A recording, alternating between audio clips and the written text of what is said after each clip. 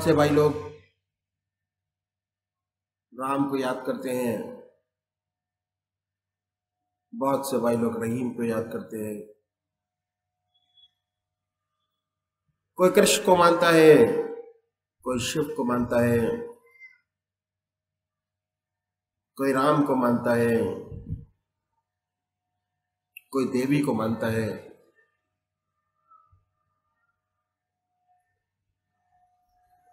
हमारा आध्यात्मिक देश है और 99% लोग परमात्मा को मानते हैं। अपने अपने किसी रूप से, किसी रंग से, किसी शक्ल से 33 करोड़ देवी देवता हमारे देश के अंदर हैं। हर 20 किलोमीटर पर प्रारूप देवी देवता का बदल जाता है। तो करना यह है कि आप अपनी आत्मा से पूछिए कि परमात्मा की कौन सी मूर्त, कौन सी सूरत, कौन सी शक्ल, कौन सी मूर्ति आपकी आत्मा को सबसे ज्यादा प्यारी लगती है। आपको, मेरे को नहीं, आपको, आपकी आत्मा को सबसे ज्यादा प्यारी लगती है, उसको चुने। नाम, कौन सा नाम आपकी जमा पर बगैर किसी मुश्किल के आ जाता है, बड़ी आसानी से आता है। नाम, मंत्र। दो चीजें निश्चित कीजिए, एक नाम, एक मूर्त, सूरत, शक्ल, मूर्ति। किसी न किसी नाम से तो मानते होंगे, जानते होंगे। जानिए, मानिए, उसी को रखें, उसी की आराधना करें, उसी की पूजा करें, उसी को याद रखें, उसको जिंदगी में कभी भूले नहीं।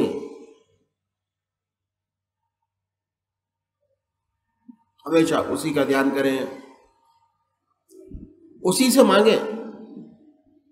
ऐसा नहीं कि आज आप राम की पूजा करें, कल कृष्ण की, परसों मां की, उसके बाद राधा रानी, जय श्री कृष्ण। अगर रोज रोज बदलेंगे तो पूजा का आपको विशेष फायदा नहीं होगा।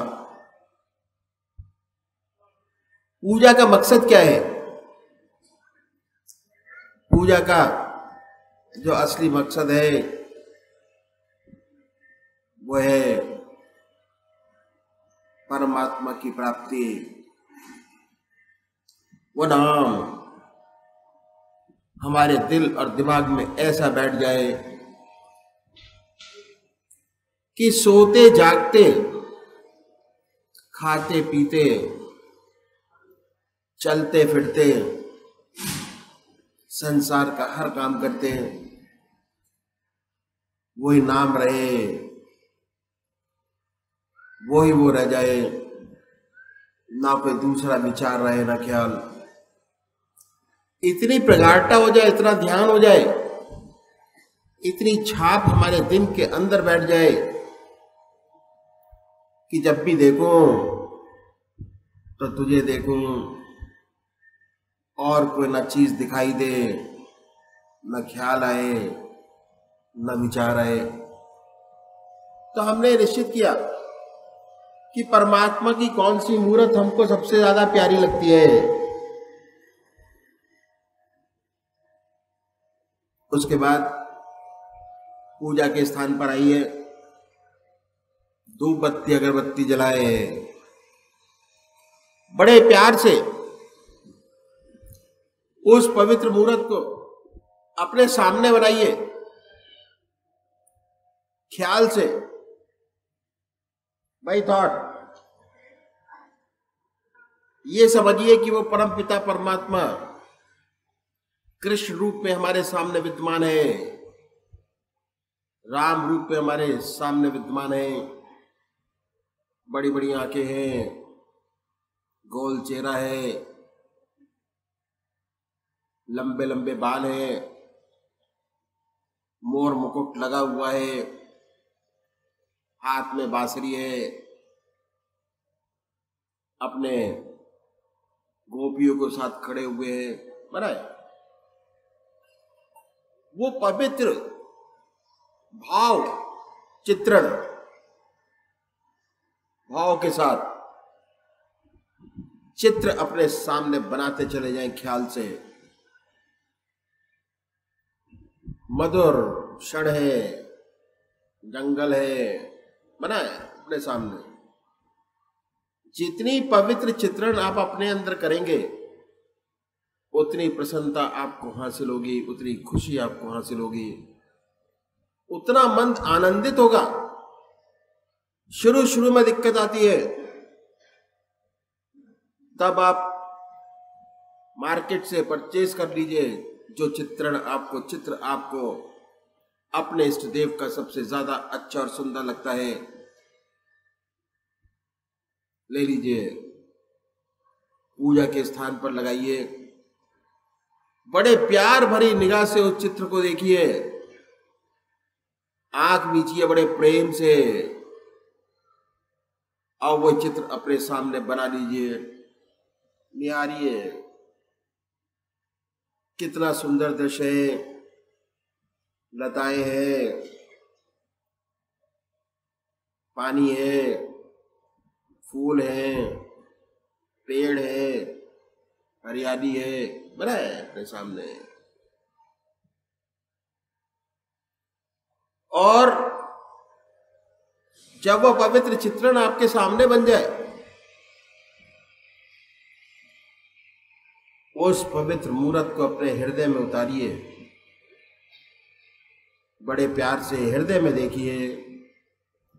पहले सामने बनाए, सामने बनाने के बाद फिर उसको अपने हृदय में उतारिए,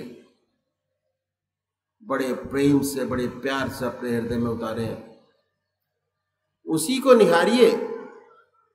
दिल हमारा धड़कता रहता है, दिल की हर धड़कन से जो मंत्र आपका है, जो मंत्र आपने चुना है, जो मंत्र आपकी आत्मा को सबसे प्यारा लगता है, उसको सुनने की कोशिश करें। हमारे हृदय से वो नाम निकल रहा है और हम सुन रहे हैं। इतना सुंदर, इतना आनंद देने वाला वो क्षण होगा जब आप परमात्मा की याद में बैठेंगे। आधा घंटा परमात्मा का ध्यान कीजिए। हम लोग क्या करते हैं कि अगर समय की जरूरत होती है तो पूजा का समय खत्म कर देते हैं, 5 मिनट भी अपने पूजा के अपने इष्ट को नहीं देते। पूजा के समय में से सारा समय निकाल देते हैं, क्योंकि जरूरी नहीं समझते। अगर जरूरी समझें, जैसे हमारे शरीर को जितना समय भोजन करने की आवश्यकता होती है देने की, आधा घंटा दोपहर भोजन, उतना ही समय आधा घंटा अपने पूजा के स्थान पर देना चाहिए। क्यों? आत्मा का भोजन ध्यान है, परमात्मा की याद है, और शारीरिक भोजन भोजन है। हम शरीर को तो पालते हैं, अपने मन को पालने की कोशिश नहीं करते, आराम नहीं देते, तभी हमारे समस्याएं, प्रॉब्लम बनी रहती हैं, सॉल्व नहीं होती। अगर जितना समय आप भोजन को देते हैं उतना समय परमात्मा की याद में देंगे, सुंदर सुंदर विचार पैदा होंगे, ध्यान अच्छा लगेगा, भक्ति भाव पैदा होगा, मन शांत होगा, चित्त एकाग्र होगा और उसके साथ जो भी आप काम करेंगे उसमें 99% नहीं बल्कि 200% सफलता आपको प्राप्त होगी। ऐसे ऐसे काम आपसे होंगे जो आप जिंदगी में सोच नहीं सकते। सोचते नहीं। दूसरे वो भाई हैं जो निराकार भगवान के उपासक हैं, परमात्मा की मूर्ति को नहीं मानते, वो परमात्मा के नाम को पकड़े, ओम, अल्लाह, वाहेगुरु, क्राइस्ट, गॉड।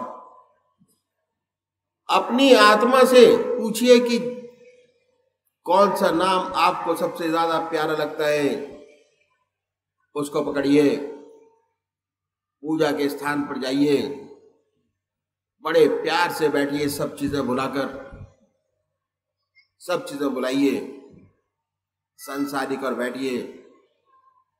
दिल की हर धड़कन पर जो मंत्र आपका है उसको सुनने की कोशिश करें कि हमारे दिल से ओम नाम निकल रहा है। जो नाम आपको, आत्मा को सबसे ज्यादा सुंदर और प्यारा लगता है वो निकल रहा है। सुनिए, सुनने की कोशिश कीजिए। हृदय हमारा ओम ओम कह रहा है। इतना प्रेशर उस ओम के नाम में होना चाहिए कि सांसारिक चीजें और बातें, जितने टाइम आप पूजा करते हैं, ओम नाम लेते हैं, उतने टाइम ना आए,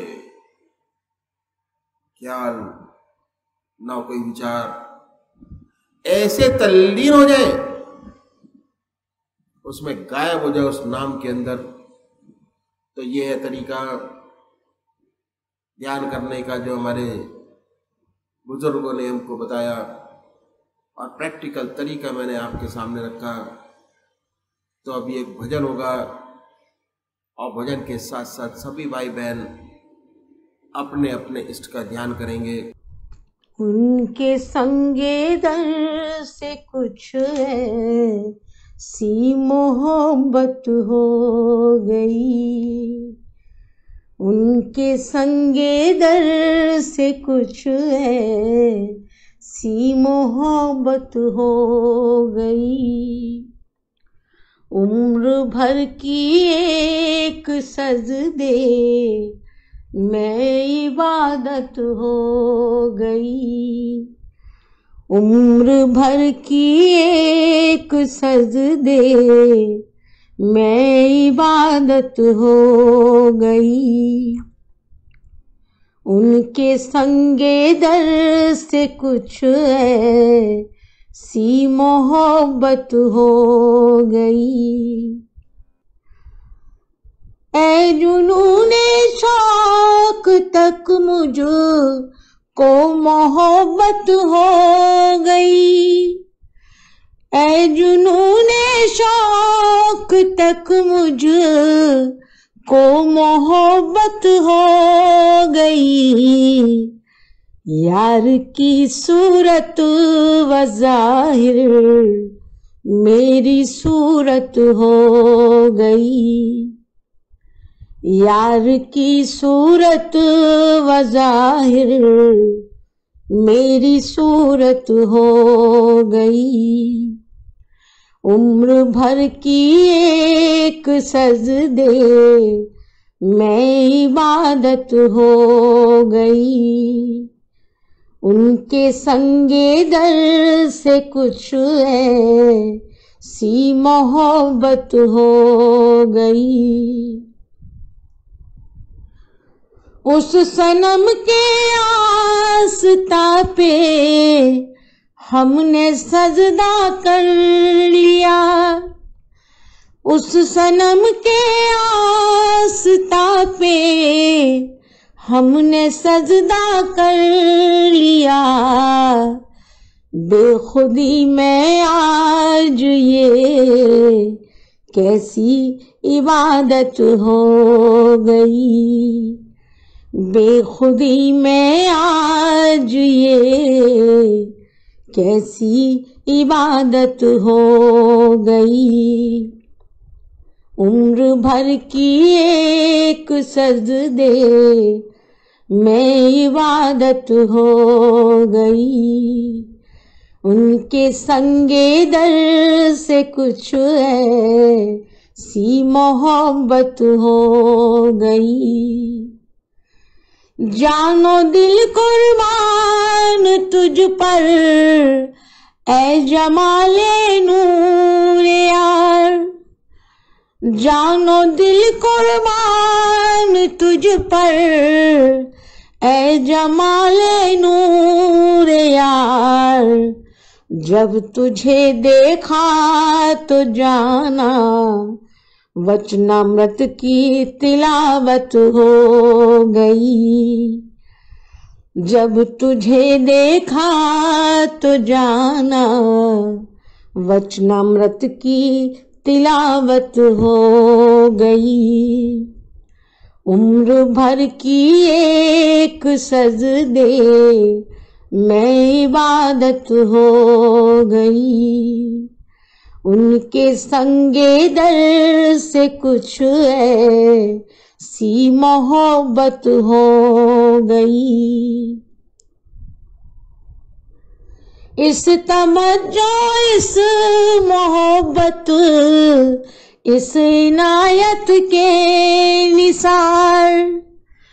इस तमज्जो इस मोहब्बत इस इनायत के निसार। जिस जगह चाहा वहीं पर उनकी ज़ियारत हो गई।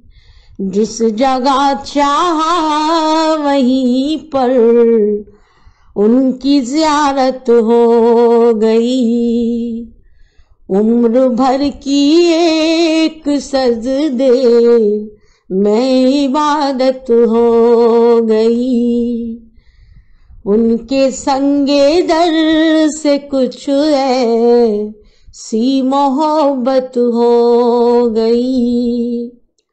उनके संगे दर से कुछ ऐसी मोहब्बत हो गई। उम्र भर की एक सजदे में इबादत हो गई। उम्र भर की एक सजदे में इबादत हो गई। उम्र भर की एक सजदे में इबादत हो गई।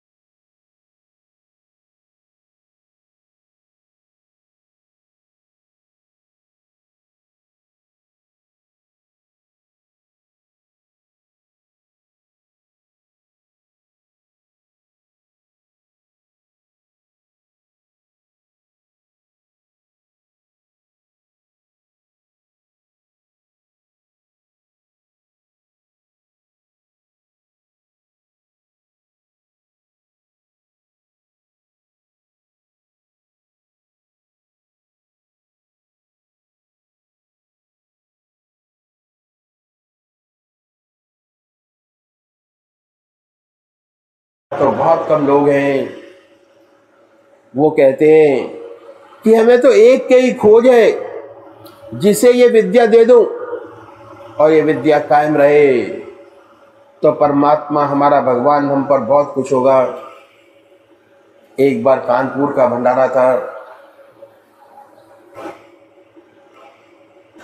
उस भंडारे में लखनऊ के प्रोफेसर साहब लाला जी के शिष्य थे, पधारे हुए थे।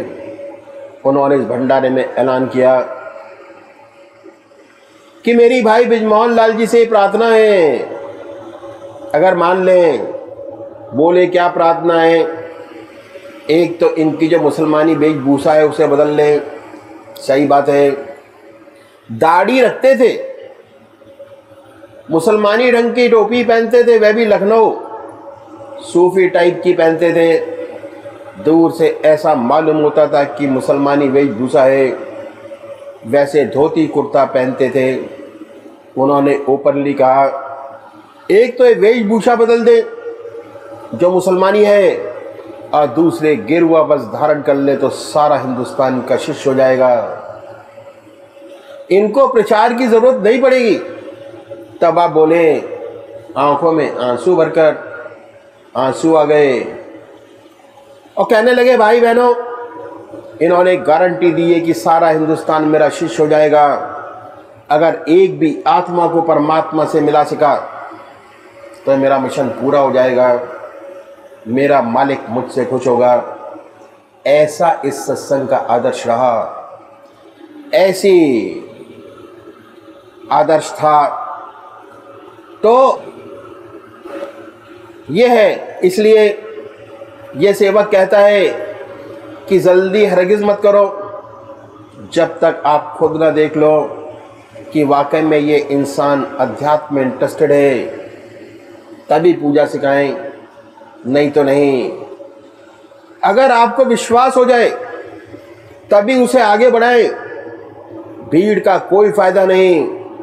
अगर आपने एक काम कर लिया, कहा और उसे करते नहीं तो क्या फ़ायदा। तो आप अच्छी तरह देख लीजिए कि हमें क्या करना है, अभ्यास करना है, हमें कैसे अपने जीवन को बनाना है, कैसे हमें सत्संग के आदर्शों का पालन करना है, कैसे हमें ज़िंदगी बनानी है। तब आप आइए। ऐसी आपकी ज़िंदगी थी और उनसे सच्ची सेवा होती थी। उनके ज़िंदगी में बड़े बड़े वाक़यात हुए, बड़े मौके आए।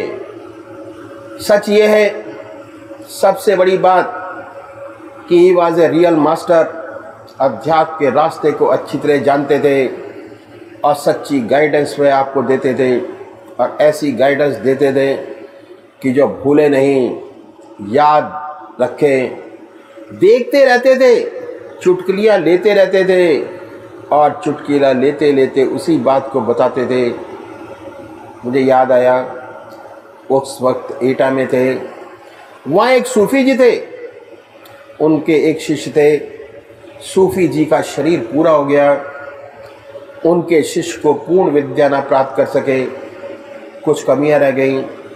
क्योंकि ये शिष्य भी एटा में थे और उन्हें सच्ची लगन थी।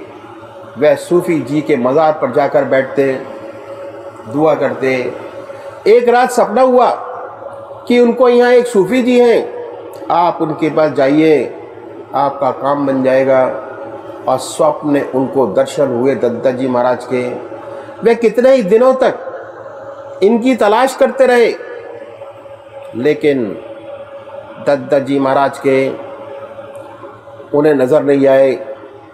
किसी ने बताया कि यहाँ पर एक सूफ़ी जी हैं, लगते तो मुसलमान जैसे हैं, मुसलमान भाई उनको सूफ़ी कहते हैं, और हिंदू भाई उनको महात्मा कहते हैं। फिर वे वहाँ पहुँच गए और फौरन पहचान लिया। बड़े अदाब से अपना स्वप्न आपको बताया। आपने फरमाया ठीक है, आप आया करिए। आते रहे और फैज़याब होते रहे, कोई बात नहीं, बराबर आते रहे। जब इनके पीर साहब का उर्स आया तो मिलने आए, कहा कि साहब उर्स है, आप आवे। उन्होंने उसका पर्चा दिया, ले लिया। लेकिन जिस अदब और अदाब के साथ आपको इनवाइट करना चाहिए था, उस तरीके से आपने इनवाइट नहीं किया। वो बात नहीं थी। बोले कि देखो भाई, ऐसी बात है, मैं घरवाली से मालूम कर लूँ, अगर वे इजाज़त देंगी तब मैं आऊँगा, उसमें अन्यथा नहीं। आप तशरीफ़ रखे, बैठ गए, इंतज़ार करने लगे और आप घर के अंदर जाकर बैठ गए, ऐसे कुछ हुआ ही नहीं। आधा घंटा, घंटा, 1.5 घंटा, 2 घंटा, 4 घंटे तक बैठे रहे, फिर भी आप बाहर नहीं आए। आप सोचने लगे कि ये तो जनपरस्त है, बाहर निकलेगा नहीं। बीबी के पास जाकर बैठ गया। मन तो शैतान होता है। उठकर चले गए। उर्स किया, ठीक रहा, लेकिन उर्स ख़त्म हुआ।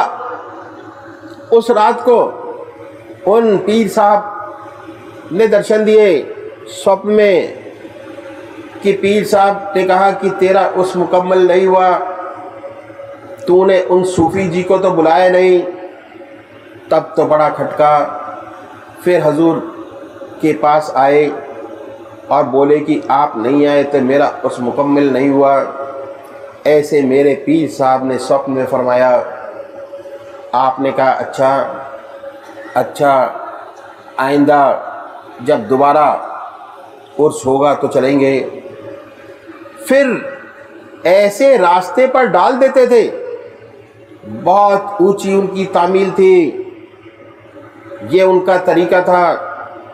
स्वप्न से डायरेक्टली इनडायरेक्टली ऐसा सच्चा ज्ञान मिलता था, उसका इम्प्रेशन सारी ज़िंदगी नहीं भूलता, कभी जाए नहीं।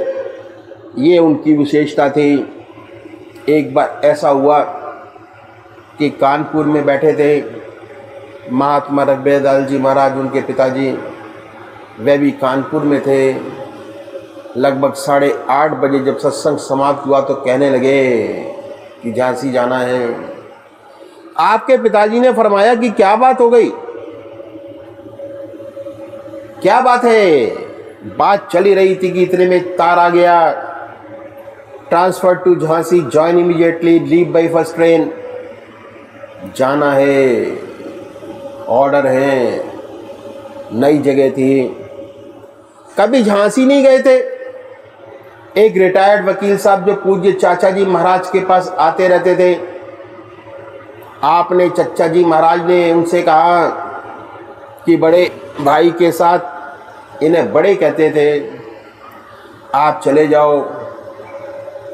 वकील साहब रिटायर्ड लाइफ लीड कर रहे थे, उनके साथ चले गए और प्रातःकालीन दोनों झांसी पहुंच गए। झांसी पहुंचे पर बाजार गए, बोले कि भाई दफ्तर जाने से पहले कुछ नाश्ता कर ले। बाजार में पहुंचे, एक हलवाई की दुकान पर, उत्तर प्रदेश में झांसी का नाश्ता उस जमाने में नाश्ता था देसी घी की जलेबी और दूध। 1 पाव जलेबी और आधा सेर दूध लिया, नाश्ता करने लगे। इतने में क्या हुआ कि एक फकीर आ गया। उसके आते ही सारी दुकानों के शटर्स फटाफट बंद होने शुरू हो गए। जहां उसकी शक्ल देखी, फटाफट सारे दुकान के शटर्स बंद करने लगे। बाजार में शोर मच गया, कहने लगे भागो भागो। तो ये तो दूध पी रहे थे। दुकानदार ने भरसक कोशिश की कि ये लोग अंदर आ जाए, लेकिन ये नहीं गए। वह दुकान का शटर नहीं डाल सका और इत्फाकन वो फ़कीर वहीं पर ही आ गया और इन्होंने आपका हाथ पकड़ लिया और कहने लगा कि दूध पिला दे। इन्होंने कहा हाँ भाई ज़रूर भाई, आधा सेर दूध और 1 पाव जलेबी इसे भी दे दो। इसके बाद और मांगा, फिर आधा सेर दूध और एक पाव जलेबी उसे और दिला दी। उसका पेट भर गया, डकारें लगी। उसके बाद और जिद करने लगा कि और खाऊंगा। बोले पेट तो भर गया, खामा खां जिद कर रहा है। वह जिद करने लगा कि नहीं खाऊंगा। अच्छा खाओगे, 1 पैसे का दूध और जलेबी और दे दो। हलवाई ने दिया, लेकिन वह होठ से छू न सका। भरसक कोशिश की। उसके बाद उसको गुस्सा आ गया, झल्ला गया और झल्ला कर उसने शेर पढ़ा कि ये दर्द दिली तो है जिससे उसे पाते हैं। और उसके बाद वह क्या कहता था कि यह कहने के बाद बद्दुआ देता था। उसकी बद्दुआ सफल हो जाती थी। इसलिए ही वाज ए टेरर इन झांसी। कोई उसके सामने नहीं पड़ता कि भाई बद्दुआ ना दे दे। उसकी बद्दुआ लग जाती थी। उसने कहा कि यह दर्द दिली तो है जिससे उसे पाते हैं। आपने उसका हाथ पकड़ा हुआ था और हाथ पकड़कर बड़ी ज़ोर से झटका और कहा, अरे कमबख्त, ये दर्द दिली तो है जिससे उसे पाते हैं। अब खुदा भला करे उनका जो दिल दुखाते हैं। झांसी में छोटे छोटे टीले हैं। एक टीले पर चढ़ा और अल्लाह अकबर का नारा लगाकर छलांग लगा दी, शरीर छोड़ दिया। बात क्या थी? बात ऐसी थी कि वह सताया हुआ था।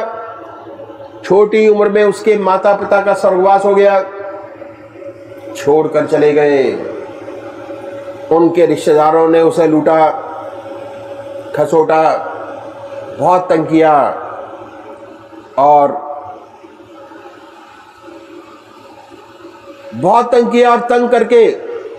तंग होकर वह दुनिया छोड़कर परमात्मा की ओर लगा, क्योंकि उसका दिल टूटा हुआ था, दुखाया हुआ था। भगवान के सम्मुख बहुत रोया और उसे ऐसी सिद्धि प्राप्त हो गई थी कि जो कह दे सो हो जाए। ऐसी सिद्धि प्राप्त हो गई थी क्योंकि वह संसार का सताया हुआ था, इसलिए बद्दुआ ही देता था। और उसके सामने जो पड़ता ये कहकर कि ये दर्द दिली तो है जिससे उसे पाते हैं, बद्दुआ दे देता। महाराज ने उसका हाथ झटका और कह दिया कि दर्द दिली तो है जिससे उसे पाते हैं, खुदा भला करे उनका जो दिल दुखाते हैं। तुझे उन्हें दुआ देनी चाहिए कि तेरे दिल को चोट पहुंचाकर उन्होंने तुझे अल्लाह के से मिला दिया, आगे बढ़ा दिया, परमात्मा की तरफ लगा दिया।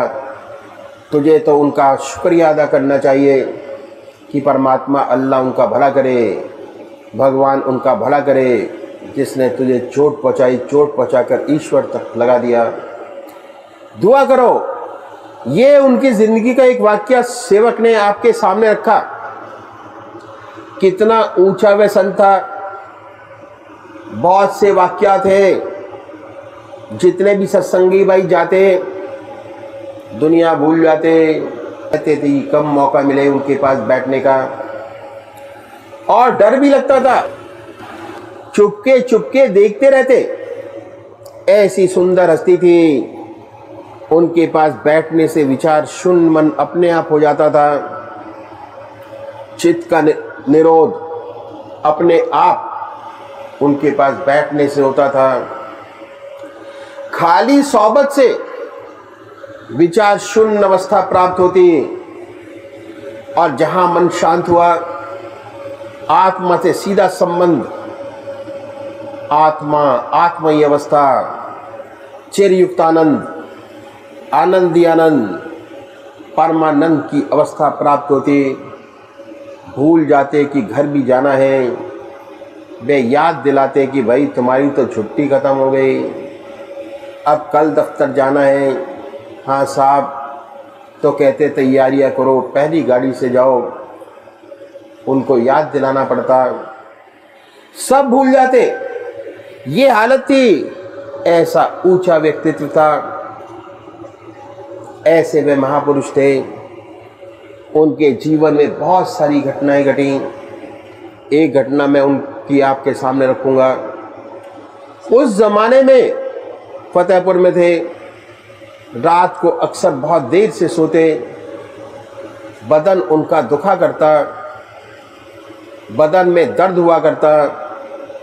खास कर जो सत्संगी भाई थे उनसे ही बदन छुआते, सबसे नहीं। ऐसे लोग हाथ पैर दबाते, सिर गर्म रहता, हल्के हल्के हाथों से, उंगलियों से सिर में तेल लगवाते, बहुत मुलायम हाथों से। रात के 2 बजे सोते, सुबह 5 या 6 बजे उठ जाते थे। ज़्यादा से ज़्यादा 3 घंटे की नींद। एक बार क्या हुआ कि रात में बैठे हुए थे, ध्यान में बैठे थे, रात के 1-2 बजे का समय रहा होगा। बाबू शिव नारायण प्रताप एडवोकेट, जो बहुत ही डिवोटेड, श्रद्धालु, सच्ची सेवा करने वाले भक्त थे, वे भी वहाँ बैठे हुए थे। बैठे बैठे आपका शरीर एक तरफ को लग गया। उठाया, डॉक्टर ने कहा कि हार्ट फेल हो गया। इनमें कोई हरकत नहीं, दिल की धड़कन बंद हो गई।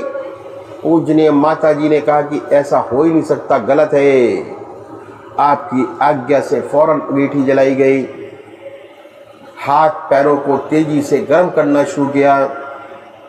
पूजनीय माता जी ने कहा कि जितने हमारे बुजुर्ग हुए आज तक सब कह कर गए, ये कैसे हो सकता है कि बिना कहे चले जाएं?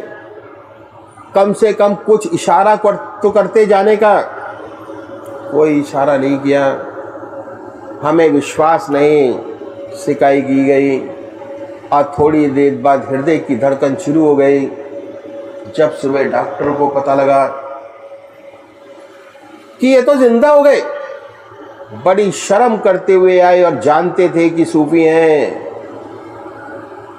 बड़ी हलचल शहर में हो गई, लोग मालाएं और फूल लेकर आने लगे।